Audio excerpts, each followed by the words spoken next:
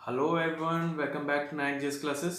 आज की इस क्लास में हम लोग पढ़ने वाले हैं औद्योगिकीकरण के बारे में। ठीक है, तो आज की इस क्लास में हम देखेंगे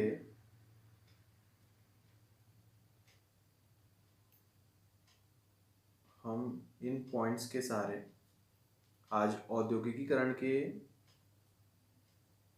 कॉन्सेप्ट को समझेंगे। ठीक है, इन पॉइंट्स के जरिए भूमिका, विभिन्न प्रकार के उद्योग, कारखाना अधिनियम और क्या परिणाम हुए, मतलब कि औद्योगिकरण कैसे शुरू हुआ भारत में, किस प्रकार के उद्योग आए, बने और क्या एक प्रकार का मतलब परिणाम रहा, उन सब के बारे में हम लोग अध्ययन करेंगे आज। ठीक है,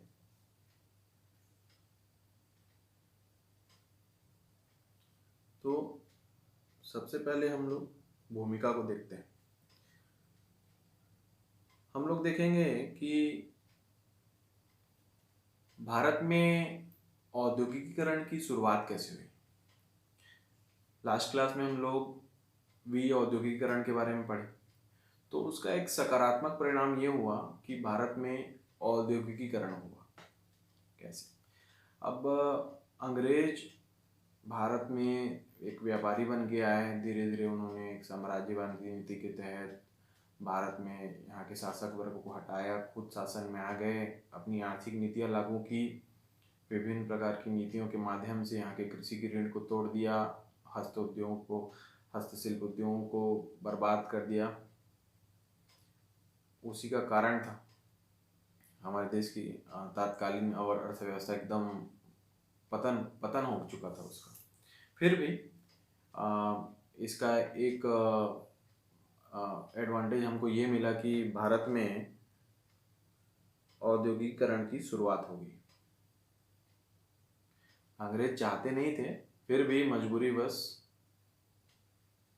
एक प्रकार से कहें कि ऐसा संयोग हो गया कि भारत में औद्योगिकीकरण होना ही पड़ा। उनको अपने फायदे के लिए यहाँ उद्योग धंधे को शुरू करना ही पड़ा। तो बेसिकली अंग्रेज किन चीज़ों में इंटरेस्ट लेते थे? सबसे पहले तो वो चाय और नील नील की जो खेती थी उसमें ज़्यादा इंटरेस्ट लेते थे, कहवा वगैरह। तो एक प्रकार का उद्योग हो गया, मतलब कि बागानी उद्योग टाइप का। दूसरा, फिर वो धीरे धीरे जब हम समय आगे बढ़ते गया तो चीनी उद्योग, लौह उद्योग, है ना, स्टील सेक्टर में, फिर सीमेंट आ गया, फिर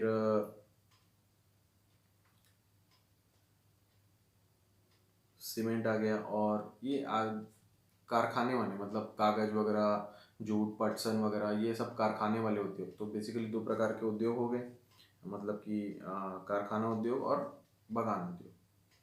तो इन उद्योगों पर उन्होंने विशेष ध्यान दिया, क्योंकि इन उद्योगों को उनको ज़्यादा मुनाफा था इनमें, तो इन उद्योगों पे उन्होंने ज़्यादा ध्यान दिया। तो चलिए एक एक करके इन उद्योगों के बारे में जानते हैं कि सूती वस्त्र उद्योग के बारे में हम देखते हैं। तो 1818 में कलकत्ता में एक कंपनी बनी सूती वस्त्र उद्योग के लिए, लेकिन इसमें नाम आता है आपका,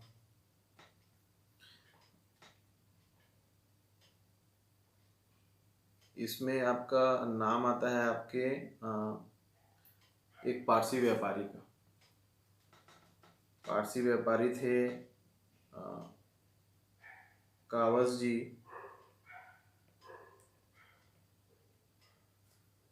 दामार, है ना। कावस जी नाना भाई दामार, ये एक पारसी व्यापारी थे। इन्होंने बॉम्बे में एक सूती कॉटन मिल खोला था 1853 में। उसके बाद 1875 के करीब द बॉम्बे मिल एसोसिएशन बना, the Bombay mill owners association की स्थापना हुई। फिर 1877 में टाटा जे.एन. टाटा, ये इस क्षेत्र में आए। उन्होंने नागपुर में इम्प्रेस मिल के नाम से एक सूती वस्त्र की एक फैक्ट्री खोली। और फिर एक टेक्निकल इंस्टीट्यूट भी, विक्टोरिया जुबली टेक्निकल इंस्टीट्यूट, 1888 में खोला गया। इसका मुख्य उद्देश्य था कि इस तरह के जो सूती वस्त्र उद्योग होते हैं उनमें जो तकनीकी ज्ञान की आवश्यकता होती है, तो उस तकनीकी शिक्षा को इस टेक्निकल इंस्टीट्यूट के माध्यम से दिया जा रहा था। तो ये बेसिकली ये हुआ। अब हम देखेंगे कि अब हम देखेंगे जूट और पटसन उद्योग। जूट पटसन उद्योग में शुरू में एक यूरोपीय कंपनी ने बंगाल के पास सिरसा में खोला था। 1855 के करीब में 1855 के करीब में ये खोला था। फिर इस क्षेत्र में बिरला बंधुओं ने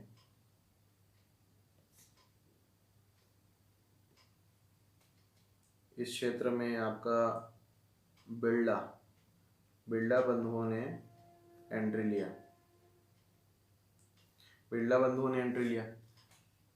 और इसमें उन्होंने सेठ ताराचंद की सहायता ली। उनके मतलब एक प्रकार से इन्वेस्टर हो गए हो, और कच्चे जूट के व्यापार में प्रवेश किया उन्होंने। फिर 1918 में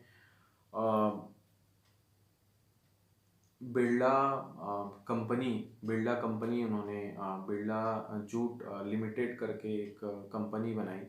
फिर 1919 के करीब में 1919 के करीब में उन्होंने बिरला जूट कंपनी बना ली। 1919 में बिरला जूट कंपनी बनाई। ठीक है, तो बिरला जूट कंपनी बनाई उन्होंने। और ऐसे ही हम और उद्योग की बात करें तो उसमें है लौह उद्योग की जब हम बात करते हैं तो उसमें 1830 के समय के आसपास में एक विदेशी मार्शल हित का नाम आता है। मद्रास के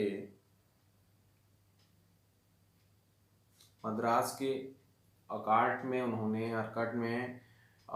एक लौह कारखाना खोला था। बट इसमें औपचारिक शुरुआत की अगर हम बात करें तो जे.एन. टाटा का नाम आता है। जे.एन. टाटा का नाम आता है, जिन्होंने टिस्को कंपनी खोली। टिस्को कंपनी कहाँ? तो जमशेदपुर में 1906 में।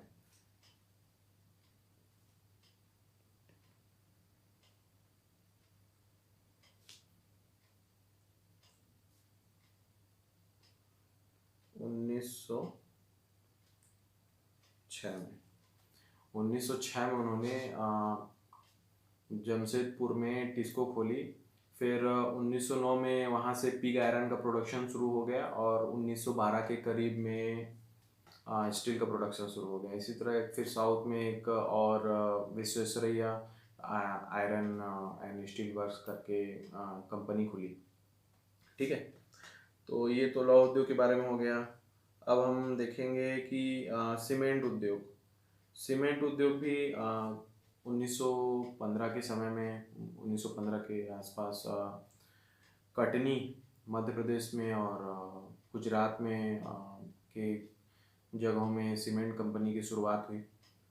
तो सीमेंट कंपनी काफ़ी फिर चला। पहला शुगर मिल 1909 में खुला। आगे चल के भारत ने शुगर मिल में अपना आधिपत्य जमाया इस क्षेत्र में अपना। अन्य उद्योगों की बात करें तो फिर 1890 से लेके 1914 तक सीसा हो गया आपका, मैग्नीज हो गया, सीसा, मैग्नीज और पेट्रोलियम,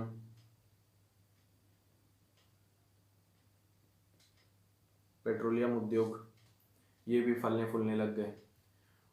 1940 के दशक तक आपका दिया सलाई, कागज, जूट, पटसन, सीमेंट, लोहा, ये सब उद्योग और उन्नति के शिखर पे अपना जाना शुरू हो गया। तो ये सारे उद्योग भारत में खुले, और अब जब उद्योग खुले हैं तो वहाँ मजदूर काम करेंगे। मजदूर होंगे तो उनके लिए अब नियम कानून बनाने पड़ेंगे कि भाई वो कितने देर तक काम करेंगे, उनका मेहताना क्या होगा। बच्चे काम करेंगे तो उनका वर्किंग आवर कितना होगा, महिलाओं के लिए क्या होगा, उन्हें छुट्टियां कितनी दी जाएगी, और उनकी चिकित्सा के लिए सुविधा, लंच वगैरह, मतलब खाने पीने की व्यवस्था वहाँ पे, ये सब चीज़ों का ध्यान देते हुए कारखाना अधिनियम लाया गया। बहुत सारे कारखाना अधिनियम बनाए गए, जैसे कि 1811 का था, लॉर्ड रिपन ने बनाया। फिर 1891 में लॉर्ड लेंसडाउन के द्वारा बनाया गया। और फिर 1911 में लॉर्ड हार्डिंग द्वितीय के द्वारा। इसी तरह फिर 1922 में, 1934 में, 1946 में बहुत सारे इन अधिनियमों में संशोधन भी हुए कि बहुत सारे अधिनियम में बच्चों की 7 वर्ष से शुरुआत में तो कभी कभी मतलब 7 वर्ष से कम उम्र के बच्चों को नहीं लेना है, मतलब 7 वर्ष तक के बच्चे काम कर सकते हैं, 7 वर्ष से या उससे ऊपर के बच्चे काम कर सकते हैं। फिर धीरे धीरे उनकी जो बच्चों की जो काम करने की है उम्र, उसको बढ़ाया गया। फिर उसको धीरे धीरे 9 वर्ष किया गया, 12 वर्ष किया गया। कारखानों के हिसाब से किस प्रकार के कारखाने हैं, बिजली से चलने वाले हैं और प्राकृतिक ईंधनों से चलने वाले कारखाने हैं, या फिर आपके और सदैव चलने वाले कारखाने हैं, या कभी कभी चलने वाले कारखाने हैं। तो इन सब के आधार पर श्रमिकों की संख्या के आधार पर ये अधिनियम बनाए गए।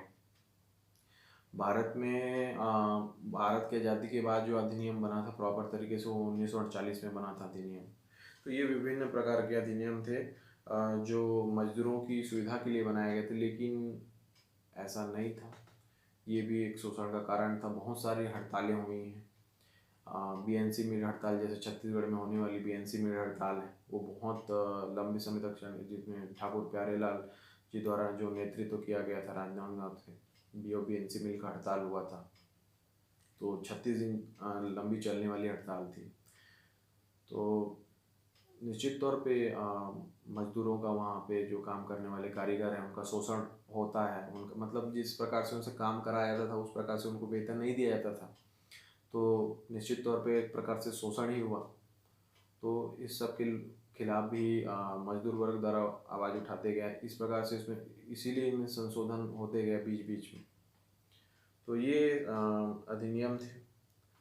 तो इस औद्योगिकरण का जो कॉन्सेप्ट है, मतलब एक जो हमारे भारत में औद्योगिकरण, उसका हम लोग क्या कंक्लूजन निकाल सकते हैं कि हम देखते हैं कि भारत में जो औद्योगिकरण हुआ, भारत में उद्योग धंधों को उपेक्षित महसूस कराया गया। उद्योगों का पतन हुआ, निश्चित तौर से हमारे परंपरागत उद्योगों का पतन हुआ। ना चाहते हुए भी ऐसी स्थितियां बनी, और इनको और मुनाफा कमाना था, क्योंकि वहाँ का व्यापारी वर्ग दबाव डालता था, उनको और मुनाफा कमाना था। तो ऐसी नीतियां बनाई गई कि वो भी आए यहाँ, ब्रिटिश बाहर से ही वो भी आए और अपना औद्योगिकरण किए, नए नए आधुनिक उद्योग धंधे लगना शुरू हुआ। औद्योगिकरण की एक मुख्य विशेषता रहती है कि सबसे पहले भारी उद्योग लगता है, लेकिन भारत में जो क्रम था वो उल्टा था। यहाँ पहले हल्के उद्योग लगे, सूती वस्त्र उद्योग, जैसे हम लोग देख रहे हैं 1818 में सूती वस्त्र उद्योग कलकत्ता में हुआ, फिर 1853 में बॉम्बे में, इस प्रकार से नागपुर में। उसके बाद फिर लौह उद्योग, जूट पटसन, पेट्रोलियम, सीसा, मैग्नीज, ये दुनिया भर के उद्योग लगना शुरू हुए समय के साथ में। पूंजी का स्वामित्व, भारत में औद्योगिकीकरण की जो एक उल्लेखनीय विशेषता है वो पूंजी का स्वामित्व है।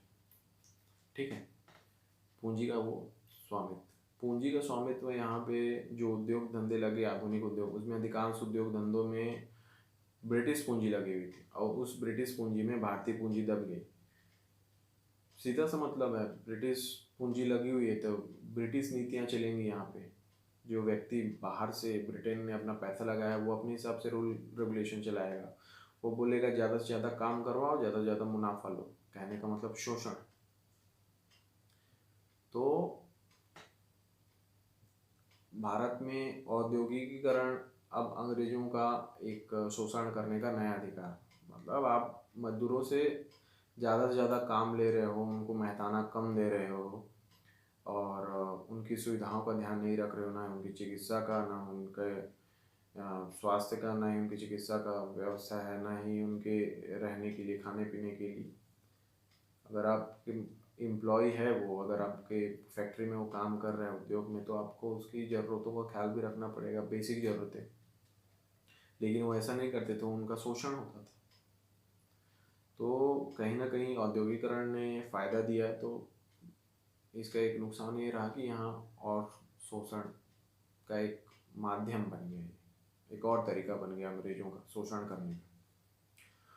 तो आज की इस क्लास में हमने औद्योगिकरण के कॉन्सेप्ट को डिस्कस किया है। एक हेल्प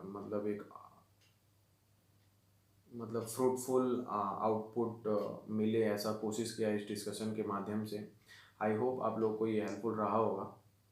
अगर आपको ये वीडियो हेल्पफुल रहा होगा तो वीडियो को लाइक कीजिए, चैनल को सब्सक्राइब कीजिए। Thank you.